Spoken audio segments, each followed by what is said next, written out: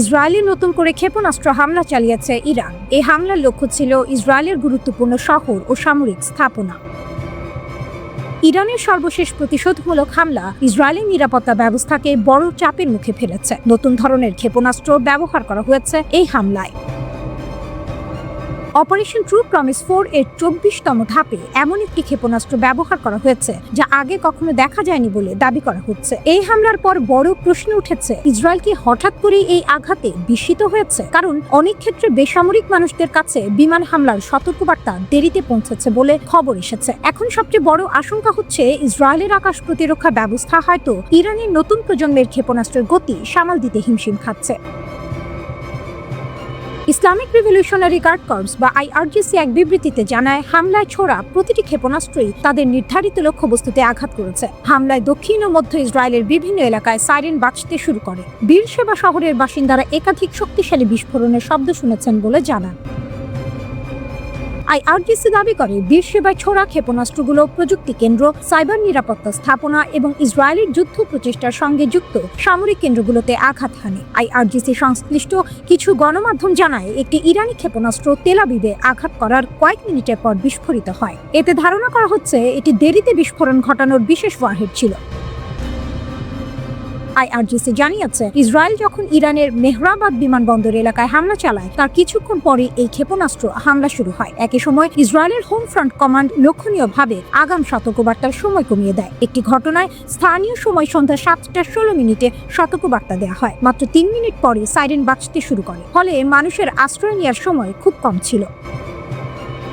এরপর রাত 8:40 আরেকটি সতর্কবার্তা দেওয়া হয়। এইবার সতর্কবার্তার মাত্র 1 মিনিট পরই সাইরেন বাজে। রাত 9:54 তৃতীয় সতর্কবার্তা দেওয়া হয়। এইবার সতর্কবার্তার 2 মিনিট পর সাইরেন বাজতে শুরু করে। এতে বোঝা যায় সতর্কবার্তা ও সাইরেনের মাঝে সময় খুবই কম ছিল। এর আগে দিনের শুরুতে সতর্কবার্তা ও সাইরেনের মধ্যে সময় ছিল প্রায় 6 মিনিট। এতে মানুষ আশ্রয় কেন্দ্রে যাওয়ার কিছুটা সময় পেয়েছিল। আগের ক্ষেপণাস্ত্র হামলাগুলোতে সাধারণত সতর্কবার্তা ও সাইরেনের মধ্যে 4 থেকে 8 মিনিট সময় পাওয়া যেত। বর্তমান পরিস্থিতি এই সময় কমে যাওয়ার বিষয়টি বিশেষভাবে নজরে এসেছে।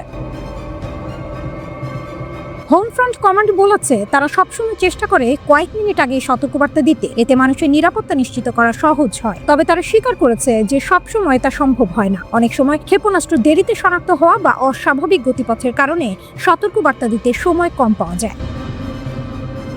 IRGC জানিয়েছে, তাদের সর্বশেষ হামলাগুলোতে নতুন প্রজন্মের ক্ষেপণাস্ত্র ব্যবহার করা হয়েছে। রাষ্ট্রীয় গণমাধ্যম বলছে, এতে সলিড ফুয়েল ও লিকুইড ফুয়েল 2 ধরনের ক্ষেপণাস্ত্র ব্যবহার করা হয়েছে।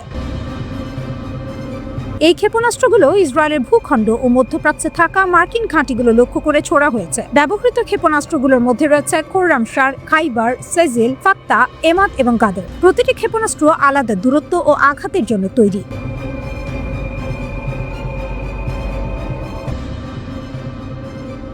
ইরানের শাহেদ সিরিজের কামিকাজে ড্রোন এখন যুদ্ধক্ষেত্রে বড় ধরনের আতঙ্ক হয়ে উঠেছে। এই ড্রোনে জ্বালানি সাশ্রয়ী ইঞ্জিন রয়েছে, রাডার এড়িয়ে যাওয়ার ক্ষমতা আছে এবং এটি 40 থেকে 50 কেজি বিস্ফোরক বহন করতে পারে। মাত্র 20,000 থেকে 50,000 মার্কিন ডলার খরচে একটি শাহেদ ড্রোন তৈরি করা সম্ভব। বড় সংখ্যায় উৎপাদন করা যায় বলে এই ড্রোনগুলো দিয়ে সহজেই যে কোনো দেশের আকাশ প্রতিরক্ষা ব্যবস্থাকে বিভ্রান্ত করা যায়। শাহেদ 131 ও শাহেদ 136 সিরিজের এই ড্রোনগুলো মূলত সাধারণ মানের ক্রুজ ক্ষেপণাস্ত্রের মতো কাজ করে। ইসরায়েল ও যুক্তরাষ্ট্রের সঙ্গে সংঘাতে ইরান এগুলো প্রতিরোধের প্রধান অস্ত্র হিসেবে ব্যবহার করছে। শত শত মাইল উড়ে এই ড্রোনগুলো সামরিক ঘাঁটি, তেল শোধনাগার এবং বেসামরিক স্থাপনায় নির্ভুলভাবে আঘাত করতে পারে। এই ড্রোনের শক্তি হাইপারসনিক গতি বা অত্যাধুনিক স্টেলথ প্রযুক্তি নয়, বরং এর সবচেয়ে বড় শক্তি হলো এর বিপুল সংখ্যা। যুক্তরাষ্ট্রের তৈরি প্যাট্রিয়ট মিসাইল সিস্টেমের মতো উন্নত আকাশ প্রতিরক্ষা ব্যবস্থাকে ব্যস্ত রাখতে ইরান একসঙ্গে শত শত ড্রোনের ঢেউ পাঠায়। সংক্ষেপে বললে, ইরানের কৌশল হলো এই উড়ন্ত ক্ষেপণাস্ত্র দিয়ে প্রথমে প্রতিপক্ষের রাডার ও আকাশ প্রতিরক্ষা ব্যবস্থাকে অকার্যকর করে দেয়া, এরপর বড় ও শক্তিশালী ব্যালিস্টিক ক্ষেপণাস্ত্র দিয়ে হামলা চালানো, যাতে সেগুলো সহজেই লক্ষ্যবস্তুতে আঘাত করতে পারে। দ্য নিউ ইয়র্ক টাইমস সহ বিভিন্ন সংবাদ মাধ্যমের প্রতিবেদন অনুযায়ী ইরান এ পর্যন্ত 2000-এর বেশি ড্রোন ছুড়েছে। তবে মার্কিন প্রযুক্তির প্যাট্রিয়ট মিসাইল সিস্টেম বা থার্ড ব্যবস্থার কার্যকারিতাও উল্লেখ করার মতো। ইউনাইটেড আরব আমিরাত জানিয়েছে তাদের আকাশ প্রতিরক্ষা ব্যবস্থা এসব ড্রোনের 90% বেশি প্রতিহত করতে পেরেছে। অন্য কিছু দেশ আবার দাবি করেছে তাদের সাফল্যের হার 96% পর্যন্ত। তবে আশ্চর্যের বিষয় হলো এসব ড্রোনের বেশিরভাগ ধ্বংস করা হলেও ইরানের জন্য তা এক ধরনের সাফল্য, কারণ মাত্র $20,000 একটি ড্রোন ভূপাতিত করতে যুক্তরাষ্ট্রকে প্রায় $40 লাখ মূল্যের শক্তিশালী প্রতিরক্ষা ক্ষেপণাস্ত্র ব্যবহার করতে হয়। 4 বছর আগে শুরু হওয়া রাশিয়া ইউক্রেন যুদ্ধ চলাকালীন সময় থেকে পশ্চিমা দেশগুলো একটি বড় সমস্যার সমাধান খুঁজে পাচ্ছে না। সেটি হলো শাহেদ ড্রোনের উৎপাদন খরচের তুলনায় এগুলো ঠেকানোর খরচ অনেক বেশি। শাহেদ ড্রোন আসলে কি? সহজভাবে বললে শাহেদ 131 বা শাহেদ 136 হলো ছোট ডেল্টা উইং যুক্ত ক্ষেপণাস্ত্রের মতো একটি ড্রোন। এর পেছনে একটি প্রপেলার চালিত ইঞ্জিন থাকে। শাহেদ একটি ফার্সি শব্দ যার অর্থ সাক্ষী। 2000 সালের শুরুর দিকে শাহেদ এভিয়েশন ইন্ডাস্ট্রিজ নামের একটি ইরানি প্রতিষ্ঠান এই ড্রোন তৈরি শুরু করে। এই ড্রোনগুলো খুব নিখুঁতভাবে লক্ষ্যবস্তুতে আঘাত করতে পারে। উৎক্ষেপণের সময় এতে একবার ব্যবহারযোগ্য একটি রকেট বুস্টার লাগানো থাকে। ড্রোনটি নির্দিষ্ট উচ্চতায় পৌঁছালে বুস্টারটি খুলে পড়ে যায় এবং একটি 4 সিলিন্ডার পিস্টন ইঞ্জিন চালু হয়। জেট ইঞ্জিনের বদলে প্রোপেলার ব্যবহারের কারণে এর গতি কিছুটা কম, ঘন্টায় প্রায় 185 কিলোমিটার। তবে এই ড্রোন অনেক দূর পর্যন্ত উঠতে পারে। লক্ষ্যবস্তুর ওপর কিছুক্ষণ চক্কর দিয়ে পরে ডাইভ মেরে আঘাত হানতে পারে। এর মাথায় 60 থেকে 90 কেজি পর্যন্ত বিস্ফোরক বহন করা যায়। আকারে ছোট হওয়ায় ইরানের প্রায় যে কোনো জায়গা থেকে এটি উৎক্ষেপণ করা সম্ভব।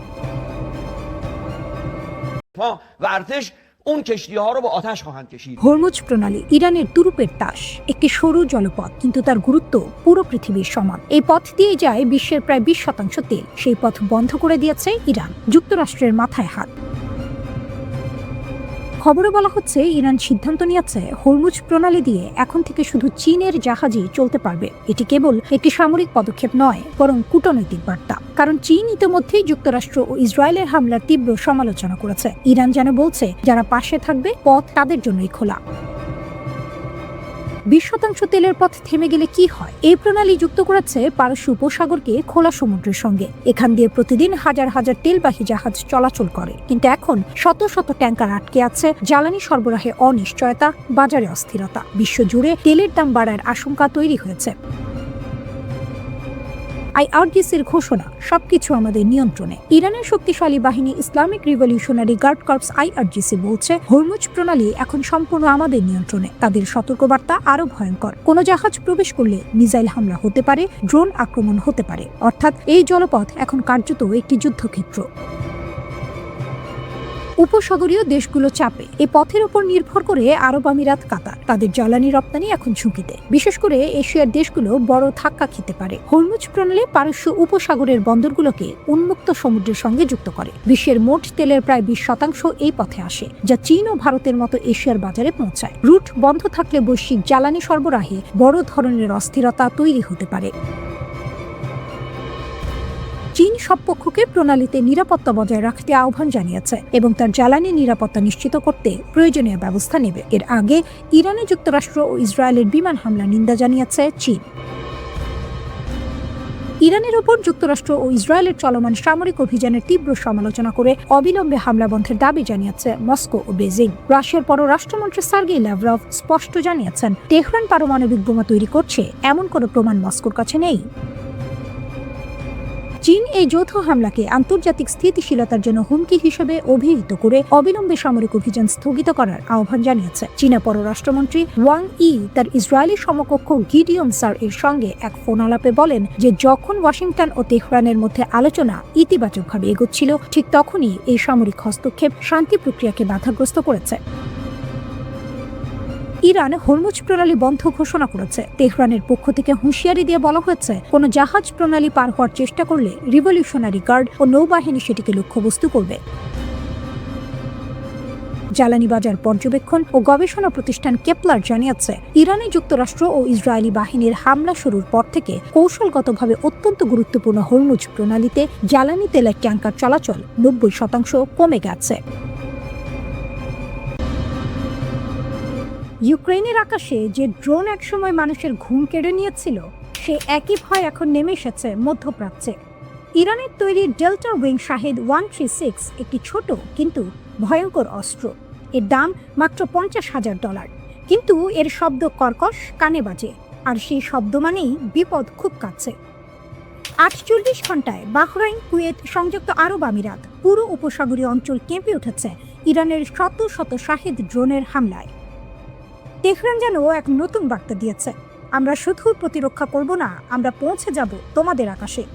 বাহরাইন থেকে পাওয়া একটি ভিডিও, অন্ধকার রাত, হঠাৎ কর্কশ শব্দ, একটি ড্রোন সোজা ধেয়ে আসছে, তারপর ধাক্কা, একটি বহুতল ভবনে সরাসরি আঘাত, ব্যালকনিতে আগুন জ্বলছে, জ্বলন্ত ধ্বংসাবশেষ নিচে পড়ে যাচ্ছে। আর একটি ভিডিওতে দেখা গেছে একটি ড্রোন উড়ে যাচ্ছে মার্কিন নৌবাহিনীর 5ম ফ্লিটের সদর দপ্তরের ওপর দিয়ে, তারপর সেটি নিচে নেমে আঘাত হানে একটি রাডার ড্রোনে। একটি নিখুঁত হামলা, সংখ্যার ভেতর লুকানো ভয়, পরিসংখ্যানটা আরও ভয়ঙ্কর। মাত্র কয়েকদিনে 1000-এর বেশি ড্রোন ছোড়া হয়েছে। শুধু সংযুক্ত আরব আমিরাতে হামলা হয়েছে 689টি ড্রোন দিয়ে, এর মধ্যে 645টি ভূপাতিত, কিন্তু 44টি ড্রোন লক্ষ্যবস্তুতে আঘাত করেছে। মাত্র 6% সফলতা, কিন্তু সেটাই যথেষ্ট, কারণ প্রতিটি সফল আঘাত মানেই আগুন, ধ্বংস, আতঙ্ক। কিভাবে কাজ করে এই ড্রোন? এই ড্রোন দেখতে ছোট, কিন্তু এর কৌশল বড়। দৈর্ঘ্য প্রায় 3.5 মিটার, ডানার বিস্তার 2.5 মিটার, বিস্ফোরক বহন প্রায় 50 কেজি। এটি দ্রুত নয়, কিন্তু চতুর। নিচ দিয়ে উড়ে রাডার ফাঁকি দেয়, আগে থেকেই নির্ধারিত পথ অনুসরণ করে, শেষ মুহূর্তে লক্ষ্যবস্তুর ওপর ঝাঁপিয়ে পড়ে। কখনো অপারেটর দূর থেকে নিয়ন্ত্রণও করতে পারে, মানে শেষ সেকেন্ডেও দিক বদল সম্ভব। যুদ্ধের নতুন কৌশল, ঝাঁক। এই ড্রোন একা আসে না, এরা আসে ঝাঁক বেঁধে। রাশিয়া ইতিমধ্যে ইউক্রেনে এই কৌশল ব্যবহার করেছে। একসঙ্গে শত শত ড্রোন, সঙ্গে ডেকয়, ভুয়া লক্ষ্য। প্রতিরক্ষা ব্যবস্থা বিভ্রান্ত হয়, আসল ক্ষেপণাস্ত্র তখন আঘাত হানে। এই কৌশলই এখন মধ্যপ্রাচ্যে ছড়িয়ে পড়ছে। আগুন ছড়িয়ে পড়ছে তেল নগরীতেও। সৌদি আরবের রাশ তানুরা সবচেয়ে বড় তেল শোধনাগারগুলোর একটি। সেখানে ড্রোন হামলার পর আগুন লেগেছে, কারখানা বন্ধ, উৎপাদন থেমে গেছে। এটা শুধু সামরিক আঘাত নয়, এটা অর্থনীতির ওপর আঘাত, জ্বালানি বাজারের ওপর চাপ। যুক্তরাষ্ট্র ও ইসরায়েলের সঙ্গে চলমান সংঘাতের মধ্যে ইরান তার সামরিক সক্ষমতা প্রদর্শন করেছে। দেশটি নিজস্ব উন্নত প্রযুক্তির মিসাইল ও ড্রোনের বিশাল ভাণ্ডার ব্যবহার করে কেবল পাল্টা হামলা করছে না, বরং আধুনিক আকাশ প্রতিরক্ষা ব্যবস্থাকেও চ্যালেঞ্জ দিচ্ছে। ইন্টারেস্টিং ইঞ্জিনিয়ারিং এর প্রতিবেদনে বলা হয়েছে, মার্কিন ও ইসরায়েলি হামলার প্রতিক্রিয়ায় ইরান নিজেদের তৈরি ব্যালিস্টিক মিসাইল, ক্রুজ মিসাইল এবং ওয়ান ওয়ে বা আত্মঘাতী ড্রোন ব্যবহার করছে। এসব অস্ত্র দীর্ঘ দূরত্ব পেরিয়ে লক্ষ্যবস্তুতে নিখুঁত আঘাত হানতে সক্ষম এবং যুক্তরাষ্ট্রের প্যাট্রিয়ট ও ইসরায়েলের আয়রন ডোম ও অ্যারো সিস্টেমের মতো উন্নত প্রতিরক্ষা ব্যবস্থাকে কার্যকরভাবে চ্যালেঞ্জ করছে। ইরানের পাল্টা হামলার কৌশল স্তর ভিত্তিক এবং প্রচলিত বিমান বাহিনীর শক্তির সঙ্গে সমন্বিত। দেশের বিভিন্ন উৎক্ষেপণ কেন্দ্রকে নিরাপদ স্থানে ছড়িয়ে রাখার মাধ্যমে ইরান ক্রমাগত হামলার সময়ও কার্যক্রম চালিয়ে যেতে পারে। একদিকে শক্তিশালী প্রতিরক্ষা ব্যবস্থা, অন্যদিকে একের পর এক মিসাইল আর ড্রোন হামলা। ইসরায়েল যুক্তরাষ্ট্রের প্রতিরক্ষা কি সত্যিই কাজ করছে, নাকি ইরানি আক্রমণে ফাঁক বের হয়ে যাচ্ছে? 2 মার্চ পরিস্থিতি হঠাৎ করে আরো ভয়ঙ্কর হয়ে ওঠে। ইরান তাদের হামলা বাড়িয়ে দেয়। শুধু ইসরায়েল না, পুরো অঞ্চলে ছড়িয়ে পড়ে আঘাত। টার্গেট কোথায়? ইরাকের ঘাঁটি, সিরিয়ার এলাকা, বাহরাইন, কুয়েত, এমনকি সাইপ্রাসে ব্রিটিশ ঘাঁটি। প্রধান হামলাগুলো: ইরাক, বাগদাদ ইন্টারন্যাশনাল এয়ারপোর্টের কাছে মার্কিন ঘাঁটিতে ড্রোন হামলা। ইরবিলেও একই ধরনের আঘাত। বার্তা পরিষ্কার, ইরাক এখন প্রক্সি যুদ্ধের কেন্দ্র। বাহরাইন, মিসাইল ভেঙে পড়লেও বিপদ থামে না, ধ্বংসাবশেষ পড়ে, আগুন লাগে, একজন নিহত, মানে ইন্টারসেপ্ট করলেও ঝুঁকি শেষ হয় না। সিরিয়া, আকাশে মিসাইল আটকানো হয়, কিন্তু টুকরো পড়ে মানুষ আহত। সাইপ্রাস, ইউকে ঘাঁটি আর AF অ্যাক্রোতিরিতে ড্রোন আঘাত। বড় ক্ষতি না হলেও সতর্কতা সর্বোচ্চ পর্যায়ে। এটা গুরুত্বপূর্ণ, কারণ পশ্চিমা ঘাঁটিও এখন সরাসরি টার্গেট। কুয়েত, আকাশে একাধিক টার্গেট ধ্বংস করা হয়, একই সময়ে একটি মার্কিন যুদ্ধবিমান বিধ্বস্ত। আরেকটি খবর, মার্কিন দূতাবাস এলাকা থেকে ধোঁয়া উঠতে দেখা গেছে। বড় কৌশল, ইরান কি করছে? ইরানের স্ট্র্যাটেজি খুব স্মার্ট। এক জায়গায় না, অনেক জায়গায় হামলা। ড্রোন আর মিসাইল একসাথে, সরাসরি না, প্রক্সি গ্রুপ ব্যবহার। যেমন হিজবুল্লাহ ইতিমধ্যে ইসরায়েলে হামলা শুরু করেছে। এতে প্রতিরক্ষা বিভক্ত হয়ে যায়, চাপ বাড়ে, ভুল হওয়ার সম্ভাবনা বাড়ে। যুদ্ধের নতুন ফ্রন্ট, লেবানন। বৈরুতে ইসরায়েল হামলা চালিয়েছে, উত্তর সীমান্তে আবার যুদ্ধ শুরু। যুদ্ধ এখন বহু ফ্রন্টে ছড়িয়ে গেছে। মধ্যপ্রাচ্যে ছড়িয়ে পড়া যুদ্ধের প্রেক্ষাপটে ইরানের সার্বভৌমত্ব ও নিরাপত্তা রক্ষায় তেহরানের প্রতি জোরালো সমর্থন ব্যক্ত করেছে চীন। একই সঙ্গে যুক্তরাষ্ট্র ও ইসরায়েলের সামরিক অভিযানের তীব্র সমালোচনা করে বেইজিং একে জঙ্গলের আইন এর সঙ্গে তুলনা করেছে। চীনের রাষ্ট্রীয় গণমাধ্যম সিসিটিভি জানিয়েছে, দেশটির পররাষ্ট্রমন্ত্রী ওয়াং ই ইরানের পররাষ্ট্রমন্ত্রী আব্বাস আরাকচিকে ফোন করে বেইজিংয়ের অবস্থান পরিষ্কার করেছেন। ওয়াং ই বলেন, চীন ও ইরানের মধ্যকার ঐতিহাসিক বন্ধুত্বকে বেইজিং অত্যন্ত গুরুত্ব দেয়। ইরানের সার্বভৌমত্ব, নিরাপত্তা, আঞ্চলিক অখণ্ডতা ও জাতীয় মর্যাদা রক্ষায় চীন পূর্ণ সমর্থন জানায়। পাশাপাশি ইরানের বৈধ অধিকার ও স্বার্থ রক্ষায় পাশে থাকবে বেইজিং। ওয়াং ই অবিলম্বে যুক্তরাষ্ট্র ও ইসরায়েলকে তাদের সামরিক অভিযান বন্ধ করার আহ্বান জানিয়েছেন। তিনি সতর্ক করে বলেন, উত্তেজনা যেন আর বৃদ্ধি না পায় এবং এই সংঘাত যেন পুরো মধ্যপ্রাচ্যে ছড়িয়ে না পড়ে সেদিকে লক্ষ্য রাখা জরুরি। আলী খামেনির হত্যাকাণ্ডের পর ইসরায়েলের বিরুদ্ধে প্রতিশোধের যুদ্ধে আনুষ্ঠানিকভাবে যোগ দেওয়ার ঘোষণা দিয়েছে লেবাননের হিজবুল্লাহ। তেহরান থেকে প্রকাশিত খবরে জানানো হয়, ইসরায়েল অধিকৃত হাইফা শহরের দক্ষিণে একটি সামরিক ঘাঁটি লক্ষ্য করে ক্ষেপণাস্ত্র, ড্রোন হামলা চালায় হিজবুল্লাহ।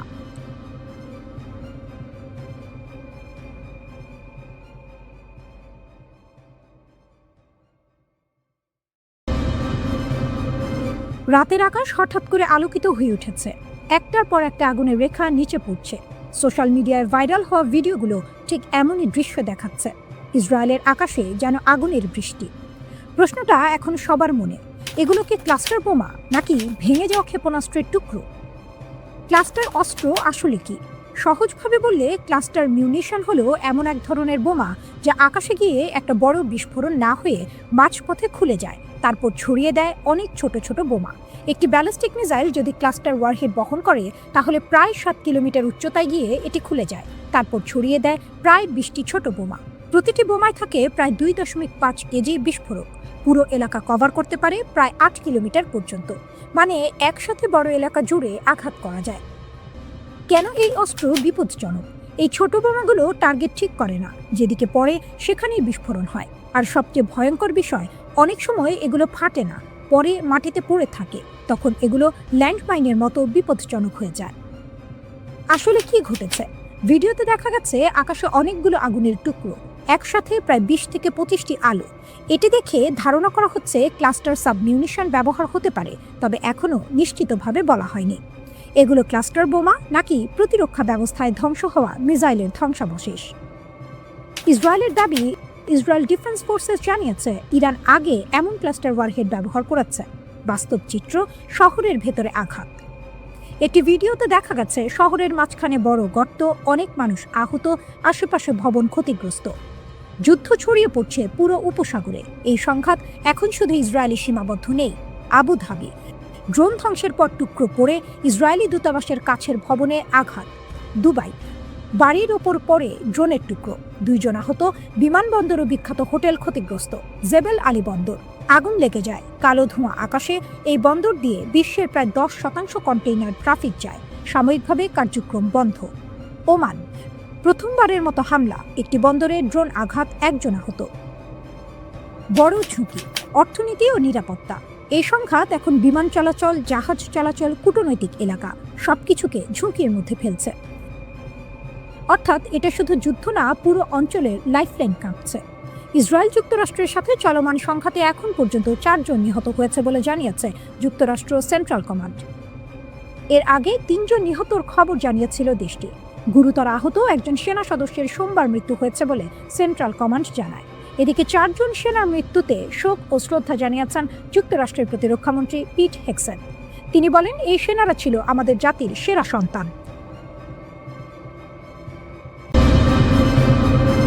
কুয়েতে একটি মার্কিন যুদ্ধবিমান বিধ্বস্ত হয়েছে, যা প্রাথমিকভাবে F-15 মডেলের বলে ধারণা করা হচ্ছে। প্রাথমিক প্রতিবেদন অনুযায়ী বিমানে থাকা পাইলটরা নিরাপদে বেরিয়ে আসতে সক্ষম হয়েছেন। যুক্তরাষ্ট্রের প্রেসিডেন্ট ডোনাল্ড ট্রাম্প সরাসরি ইরানের সেনাবাহিনী ও ইসলামিক রিভলিউশনারি গার্ড কর্পস IRGC-কে বলেছিলেন, অস্ত্র ফেলে দাও, না হলে নিশ্চিত মৃত্যু। শুনতে খুব শক্তিশালী বার্তা, কিন্তু বাস্তবে একদম উল্টো হলো। ইরান আত্মসমর্পণ তো করেনি, বরং ড্রোন ও ক্ষেপণাস্ত্র হামলা চালিয়েছে ইসরায়েল সহ বিভিন্ন মার্কিন ঘাঁটির দিকে। প্রশ্নটা তাই, ট্রাম্প কি আইআরজিসি এর শক্তি সম্পর্কে ভুল ধারণা করেছিলেন? আইআরজিসি আসলে কি? আইআরজিসি হলো ইরানের সবচেয়ে শক্তিশালী সামরিক ও রাজনৈতিক বাহিনী। এটা 1979 সালের ইসলামী বিপ্লবের পর গড়ে ওঠে। নেতৃত্বে ছিলেন আয়াতুল্লাহ রুহুল্লাহ খোমেনি। এর মূল কাজ ইসলামী বিপ্লবকে রক্ষা করা, দেশের সর্বোচ্চ নেতা এর প্রতি সম্পূর্ণ আনুগত্য রাখা। এরা সাধারণ সেনাবাহিনীর মতো নয়। তারা সরাসরি রাষ্ট্রপ্রধান নয়, বরং ধর্মীয় নেতার প্রতি অনুগত।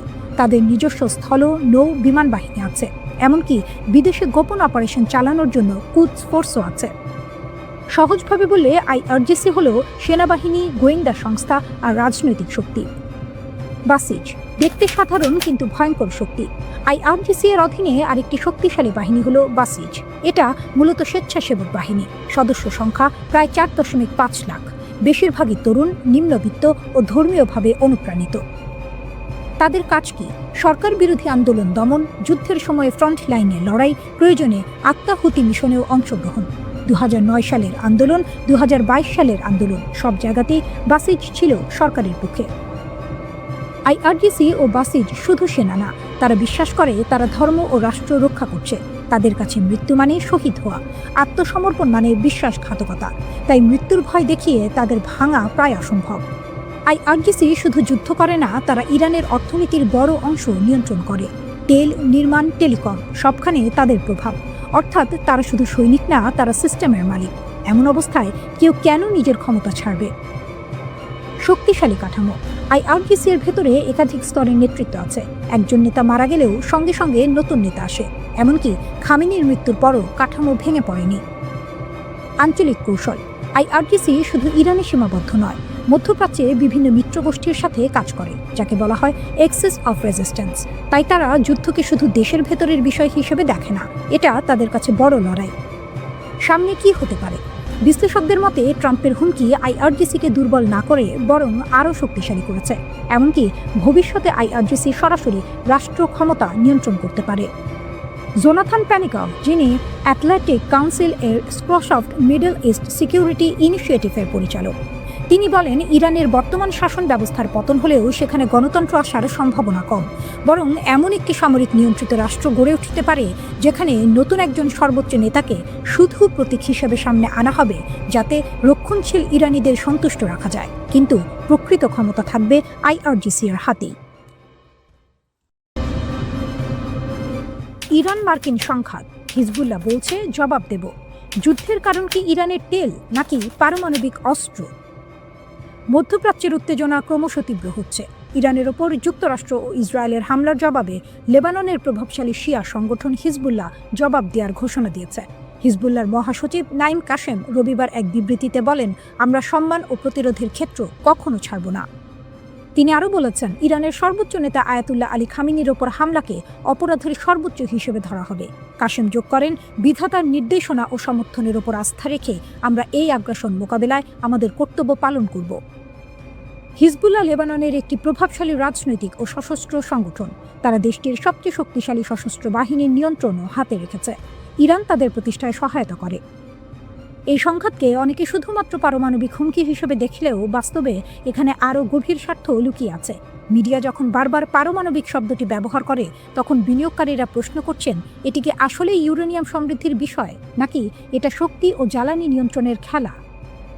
মানচিত্রটি দেখলেই বিষয়টি বোঝা যায়। ইরান হরমুজ প্রণালীর পাশে অবস্থিত। বিশ্বের প্রায় 20% তেল এই সংকীর্ণ জলপথ দিয়ে পরিবহন হয়। এই পথটি যদি ক্ষতিগ্রস্ত হয়, তেলের দাম সঙ্গে সঙ্গে বেড়ে যায়। দাম বাড়লে মুদ্রাস্ফীতি বেড়ে যায়, মুদ্রার মান নেমে যায়, আর অর্থনৈতিক ভারসাম্য বিঘ্নিত হয়। তাই এই অঞ্চলের সামরিক অবস্থান সবসময় জ্বালানি রুটের সঙ্গে জড়িত। পারমাণবিক বিষয়টি হচ্ছে প্ররোচনা, ভয় সৃষ্টি করার হাতিয়ার। কিন্তু বাস্তব শক্তি আসলে তেল এবং গ্যাসের নিয়ন্ত্রণে। আধুনিক অর্থনীতি ইউরেনিয়ামে নয়, তেল ও গ্যাসে চলতে থাকে। শিল্প উৎপাদন, সামরিক পরিবহন, জাহাজ চলাচল, বাণিজ্য, মুদ্রা চাহিদা সবকিছু জ্বালানির ওপর নির্ভরশীল।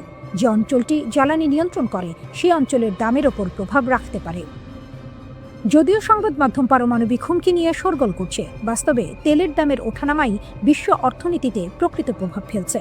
তেলের অস্থিরতায় সোনার দাম বেড়ে যায়, প্রতিরক্ষা খাতের শেয়ার উড়ন্ত হয়ে ওঠে, বিমার খরচ বৃদ্ধি পায়, উদীয়মান বাজারের মুদ্রা দুলতে থাকে। অর্থনীতিতে এই ঝুঁকি পরিচালিত হয় মূলত জ্বালানি দিয়ে। সুতরাং মধ্যপ্রাচ্যের সংঘাতে পারমাণবিক অস্ত্র শুধুই কারণ, আর তেল হচ্ছে মূল চালিকা শক্তি। ক্ষেপণাস্ত্র ও ড্রোন যুদ্ধের আলো শুরু করে, কিন্তু তেল এবং মুদ্রার স্থিতিশীলতা নির্ধারণ করে যুদ্ধের শেষ বিন্দু। যারা মূল নৈতিক দিক নিয়ে বিতর্কে মগ্ন, তারা মূল বিষয়টি মিস করে। আর যারা অর্থনৈতিক প্রজ্ঞা রাখে, তারা বুঝে যারা জ্বালানি নিয়ন্ত্রণ করে তারা পুরো ব্যবস্থার উপর প্রভাব বিস্তার করে। এই পরিস্থিতিতে হিজবুল্লাহর জবাব দেওয়ার ঘোষণা এবং ইরানের দৃঢ় অবস্থান শুধু রাজনৈতিক বা সামরিক উত্তেজনা নয়, বৈশ্বিক জ্বালানি নিরাপত্তা এবং অর্থনীতিকেও ঝুঁকির মুখে ফেলছে। হরমুজ প্রণালী এখন কেবল একটি নৌপথ নয়, এটি শক্তি, অর্থনীতি এবং বিশ্ব রাজনীতির কেন্দ্রবিন্দু। যুক্তরাষ্ট্র ইসরায়েলের বিরুদ্ধে কড়া প্রতিশোধ নিচ্ছে ইরান মধ্যপ্রাচ্যে মার্কিন ঘাঁটিতে হামলা চালিয়েছে। ইরান কাতার, বাহরাইন, জর্ডান, কুয়েত এবং সংযুক্ত আরব আমিরাতে মার্কিন ঘাঁটিতে ক্ষেপণাস্ত্র বর্ষণ করেছে। দাবি করা হয়েছে ইরানি ক্ষেপণাস্ত্র ৩,০০০ কিলোমিটার পর্যন্ত দূরত্ব যেতে সক্ষম। আইআরজিসি যুক্তরাষ্ট্র ও ইসরায়েলকে হুমকি দিচ্ছে। তারা বলছে ট্রাম্প ও নেতানিয়াহু লাল রেখা অতিক্রম করেছেন। ইরানের ফাতা-2 মিসাইলের হাইপারসনিক গতি প্রায় ম্যাক ১৩। এই মিসাইল কি মার্কিন সামরিক স্থাপনা ধ্বংস করার জন্য প্রস্তুত? বিশ্বের সবচেয়ে শক্তিশালী সেনাবাহিনী কি ইরানি ক্ষেপণাস্ত্রের হামলার সামনে ভেঙে যেতে পারে? ইরান ৩,০০০-এর বেশি ক্ষেপণাস্ত্র মার্কিন অবস্থানের দিকে সাজাচ্ছে। মধ্যপ্রাচ্য কি এমন এক সংঘর্ষের দিকে ধাবিত হচ্ছে যা কয়েক দশক ধরেই দেখা যায়নি? ইসরায়েলি সেনাবাহিনী ঘোষণা করেছে যে সাম্প্রতিক উত্তেজনার সময় ইরানি স্থল থেকে ইসরায়েলের দিকে ক্ষেপণাস্ত্র উৎক্ষেপণ শনাক্ত করা হয়েছে। ইরান থেকে মধ্য ইসরায়েলের দিকে একটি ব্যালিস্টিক ক্ষেপণাস্ত্র ইসরায়েলি বিমান প্রতিরক্ষা ব্যবস্থা দ্বারা ধ্বংস করা হয়েছে। প্রাথমিক মিডিয়া রিপোর্ট অনুযায়ী বিশ্লেষকরা বলছেন এই উৎক্ষেপণগুলি ইরানের প্রথম প্রতিশোধের তরঙ্গ হতে পারে, যা মার্কিন ইসরায়েল যৌথ হামলার প্রতিক্রিয়ায় পরিচালিত হয়েছে। রিপোর্ট অনুযায়ী মধ্যপ্রাচ্যের একাধিক মার্কিন সামরিক ঘাঁটিতেও ইরানি ক্ষেপণাস্ত্র ও ড্রোন হামলা হয়েছে। এই বিনিময় চলাকালীন প্রতিরক্ষা বিশেষজ্ঞরা বিশ্লেষণ শুরু করেছেন যে ইরান কোন ধরনের ক্ষেপণাস্ত্র ব্যবহার করতে পারে মার্কিন ও ইসরায়েলি লক্ষ্যবস্তুতে ব্যাপক প্রতিশোধ অভিযান চালানোর জন্য। ইরানের ক্ষেপণাস্ত্র শক্তি। ইরানের ক্ষেপণাস্ত্র বাহিনীতে রয়েছে বিভিন্ন দূরত্বের ব্যালিস্টিক ক্ষেপণাস্ত্র। শাহাব-1 প্রায় ৩০০ কিলোমিটার পরিসর, ৭৭০ থেকে ১,০০০ কিলোমিটার ক্ষেপণাস্ত্র বহন করতে সক্ষম, ছোট দূরত্বের সুনির্দিষ্ট হামলার জন্য উপযুক্ত। শাহাব-2 প্রায় ৫০০ কিলোমিটার পরিসর, ৭০০ কেজি পর্যন্ত প্যালট বহন, পূর্বের ক্ষেপণাস্ত্রের চেয়ে বেশি দূরত্বে আঘাত করতে সক্ষম। CH-M1 প্রায় ৭০০ থেকে ৮০০ কিলোমিটার পরিসর, ৬৫০ কেজি প্যালট, আঞ্চলিক লক্ষ্যবস্তুতে উন্নত আঘাত। ফার-110 পরিবার প্রায় ৩০০ কিলোমিটার পরিসর, ৪৫০ কেজি প্যালট, সুনির্দিষ্ট ছোট দূরত্বের হামলার জন্য। দূরপাল্লার ও মাঝারি পাল্লার ব্যালিস্টিক ক্ষেপণাস্ত্র। এগুলো সাধারণত ১,০০০ থেকে ৩,০০০ কিলোমিটার পর্যন্ত যেতে সক্ষম এবং সরাসরি ইসরায়েল বা আঞ্চলিক লক্ষ্যবস্তুতে আঘাত হানতে পারে। খোররামশার-4 এটি ইরানের অন্যতম উন্নত ক্ষেপণাস্ত্র, যার পাল্লা ২,০০০ কিলোমিটার এবং এটি ১৫০০ কেজি ওজনের ওয়ারহেড বহন করতে পারে। সেজিল ২,০০০ থেকে ২৫০০ কিলোমিটার পাল্লার এই ক্ষেপণাস্ত্রটি কঠিন জ্বালানি চালিত এবং অত্যন্ত দ্রুত গতিসম্পন্ন। ইমাদ ১৭০০ কিলোমিটার পাল্লার এই ক্ষেপণাস্ত্রটি নিখুঁতভাবে লক্ষ্যভেদে সক্ষম। শাহাব-3 ১৩০০ থেকে ২,০০০ কিলোমিটার পাল্লার এটি ইরানের একটি নির্ভরযোগ্য ও পুরনো সংস্করণ। হাজ কাশেম ১৪০০ কিলোমিটার পাল্লার এই ক্ষেপণাস্ত্রটি জেনারেল কাশেম সোলাইমানির স্মরণে নামাঙ্কিত। খাইবার শেকান ১৪৫০ কিলোমিটার পাল্লার একটি নির্ভুল লক্ষ্যভেদী ব্যালিস্টিক ক্ষেপণাস্ত্র। হাইপারসনিক ক্ষেপণাস্ত্র। ইরান সম্প্রতি হাইপারসনিক প্রযুক্তি যুক্ত করেছে, যা শব্দের চেয়ে ৫ থেকে ১৩ গুণ বেশি গতিতে চলতে পারে, ফলে এগুলো প্রতিরোধ করা কঠিন। ফাতা-1 ও ফাতা-2 অত্যাধুনিক আকাশ প্রতিরক্ষা ব্যবস্থা এড়াতে সক্ষম। ইরান নিজেকে আঞ্চলিক শক্তি হিসেবে প্রতিষ্ঠার জন্য এই ক্ষেপণাস্ত্রগুলোকে প্রতিরোধ ও পাল্টা আক্রমণের সক্ষমতা হিসেবে বিবেচনা করে। বিশেষ করে ইসরায়েল এবং যুক্তরাষ্ট্রের সম্ভাব্য হুমকির বিপরীতে এই ক্ষেপণাস্ত্রগুলো গুরুত্বপূর্ণ। সাইরেন একটার পর একটা। শহরের আকাশ কাঁপছে শব্দে, আতঙ্কে, অজানা এক ভবিষ্যতের আশঙ্কায়। ইসরায়েলের শহরগুলোতে হঠাৎ করেই বেজে উঠল সতর্ক সংকেত। সেই মুহূর্তে শুরু হয়ে গেল এক নতুন অধ্যায়, ইসরায়েলে ইরানের হামলা। মাত্র কয়েক মিনিটের মধ্যে ইসরায়েল ডিফেন্স ফোর্সেস এর হোম ফ্রন্ট কমান্ড নাগরিকদের নির্দেশ দিল, বোমা শেল্টারের কাছে থাকুন, নিরাপদ কক্ষে প্রস্তুত রাখুন। রাস্তাগুলো থমকে গেল, মানুষ ছুটে গেল ঘরের ভিতরে, জনসমাগমের জায়গাগুলো ফাঁকা হয়ে গেল মুহূর্তেই, যেন যুদ্ধের অপেক্ষায় নিঃশ্বাস আটকে আছে। হামলার সাথে সাথেই ইসরায়েল তাদের আকাশসীমা বন্ধ করে দেয়, সব বেসামরিক ফ্লাইট স্থগিত, এয়ারপোর্টগুলো হয়ে যায় প্রায় মৃত শহর। পরিবহন মন্ত্রণালয় সরাসরি জানিয়ে দেয় এখন কেউ এয়ারপোর্টে আসবেন না। বিদেশে থাকা যাত্রীদের বলা হয় এয়ারলাইন্স আর মিডিয়ার আপডেট দেখুন, অপেক্ষা করুন। সরকারি ঘোষণা, পরিস্থিতি স্বাভাবিক হলে অন্তত 24 ঘন্টা আগে জানিয়ে ফ্লাইট চালু করা হবে। ইসরায়েল ইরানে হামলাকে বলছে প্রি-এম্পটিভ স্ট্রাইক, অর্থাৎ আগাম হামলা যাতে শত্রুর সম্ভাব্য আক্রমণ ঠেকানো যায়। কিন্তু কয়েক ঘন্টার মাঝে জবাব দিতে শুরু করে ইরান। হামলার পরপরই ইসরায়েল জুড়ে জরুরি অবস্থা ঘোষণা করা হয়। সাইরেন বেজে ওঠে বিভিন্ন শহরে। নাগরিকদের বলা হয় শেল্টারের কাছে থাকুন, কিন্তু এখনই ঢুকবেন না। ইরান মধ্যপ্রাচ্য জুড়ে যুক্তরাষ্ট্রের সামরিক ঘাঁটিকে টার্গেট করেছে। কাতারের দোহায় আবারও ক্ষেপণাস্ত্র হামলা। বিবিসির প্রতিবেদনে বলা হয়েছে, কাতারের রাজধানী দোহায় আবারও ক্ষেপণাস্ত্র হামলার ঘটনা ঘটেছে। এর আগেও 28 ফেব্রুয়ারি আরেক দফায় হামলার ঘটনা ঘটে। তখন কাতারের প্রতিরক্ষা মন্ত্রণালয় জানিয়েছিল যে তারা বেশ কয়েকটি ক্ষেপণাস্ত্র প্রতিহত করেছে, যা দৃশ্যত এই অঞ্চলের বৃহত্তম আমেরিকান সামরিক ঘাঁটি আল উদেইদ বিমান ঘাঁটিকে লক্ষ্য করে ছোড়া হয়েছে। যুক্তরাষ্ট্র ও ইসরায়েলের যৌথ হামলায় ইরানের সিনিয়র রাজনৈতিক নেতা ও সেনাপ্রধান নিহত হওয়ার যে খবর ছড়ানো হচ্ছে তা সঠিক নয় বলে দাবি করেছে দেশটির রাষ্ট্রীয় গণমাধ্যম। ইরানের প্রেসিডেন্ট মাসুদ পেজেশকিয়ান নিরাপদে আছেন বলে এক্স পোস্টে জানিয়েছেন তার নির্বাহী ডেপুটি মোহাম্মদ জাফর কিয়ামফানা। ইরানের পররাষ্ট্রমন্ত্রী আব্বাস আরাকচি বলেছেন, দেশটি আত্মরক্ষার অধিকারের আওতায় তার সব ধরনের সামরিক সক্ষমতা ব্যবহার করে নিজেদের রক্ষা করবে। বার্তা সংস্থা এএফপি তাদের সংবাদদাতাদের বরাতে জানিয়েছে, ইরাকের উত্তরাঞ্চলীয় শহর ইরবিলে যুক্তরাষ্ট্রের কনসুলেটের কাছে একাধিক বিস্ফোরণের শব্দ শোনা গেছে। কনসুলেটের নিকটবর্তী এলাকার এক বাসিন্দা বলেছেন, আমি কমপক্ষে 3টি প্রচণ্ড বিস্ফোরণের শব্দ শুনেছি। আমার বাড়ি কেঁপে উঠেছিল। ইরানে হামলার ছবি প্রকাশ করেছে ইসরায়েল। হামলায় ব্যবহার করা হয়েছিল বাংকার বাস্টার, টমাহকের মতো সমরাস্ত্র। ইরান সৌদি আরবের রাজধানী রিয়াদ ও পূর্বাঞ্চলে হামলা চালিয়েছে বলে এক বিবৃতিতে জানিয়েছে দেশটির পররাষ্ট্র মন্ত্রণালয়। তবে হামলাগুলো প্রতিহত করা হয়েছে বলে দাবি করেছে তারা। যুক্তরাষ্ট্র ও ইসরায়েল এক ব্যাপক যৌথ হামলা চালানোর পর মার্কিন সামরিক ঘাঁটি থাকা উপসাগরীয় আরব রাষ্ট্রগুলো ইরানের পাল্টা হামলার মুখে পড়েছে। ইরান সরকার নিশ্চিত করেছে যে তারা মধ্যপ্রাচ্যের বেশ কয়েকটি লক্ষ্যে পাল্টা হামলা চালিয়েছে। দেশটির বার্তা সংস্থা ফার্সের খবর অনুযায়ী বাহরাইন, কুয়েত, কাতার ও সংযুক্ত আরব আমিরাত সহ মার্কিন বিমান ঘাঁটি ও অন্যান্য সামরিক রসদ আছে এমন স্থানগুলোতে হামলা চালানো হয়েছে। এবার সৌদি আরবও জানালো তাদের দেশেও আক্রমণ চালানো হয়েছে।